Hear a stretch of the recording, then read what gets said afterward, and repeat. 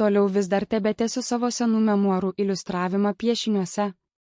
Dabar papasakosiu, koks buvo kadaise tas momentas, kada aš gavau 1997 m. spalio mėnesio žurnalo Genys numerį. Buvo tada jau spalio mėnuo, kuo pats tikriausias vidurys rudens meto. Visų pilnu tempu vyko įprasti mokykliniai mokymosi reikalai. Šitą spalio mėnesio Genio numerį gavau vieną tamsų ir niūrų rudens vakarą, kuomet mano motina iš pašto dėžutės namo parsinešė laikraščius, o ten prie jų buvo ir šis naujas Genys.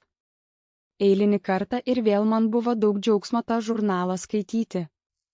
Tomis dienomis galėjau pasidžiaugti ir dar tuo, kad animacinį serialą apie mažos mergaitės ir jo šeimos nuotykius negyvenamoje saloje rodo per televizorių jau popiet, tad tik grįžęs iš mokyklos dar galėdavau suspėti jį pasižiūrėti.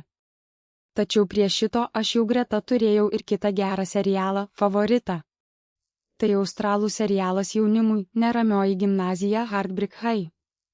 Praeitų metų rudenį jį atradau, paskui šį pavasarį jį truputį sekiau, o dabar jį ėmiau žiūrėti ištisai visas serijas. Šiame seriale labiausiai žavėjo du personažai, Drazikas ir Anita, jų visas santykių peripetijas nuo mokyklos suolo reikalų iki artimos draugystės tikrai ypač įdomu buvo man tada žiūrėti. Tad net kai mėnesio gale pas mus užsuko kelias dienas paviešėti giminaitę Audrutę, galėjau su šiuo serialu prieš ją pačią atvirai pasididžiuoti. Daviau jai pavartyti ir šį Genio numerį. Atsimenu, kad giminaitė buvo tuomet itin sužavėta šio žurnalo informatyvumu, jo turiniu margumu ir taip pat tuo, kad Genyje galima visada rasti tikrai naudingų visiems patarimų. 1997 m. spalis.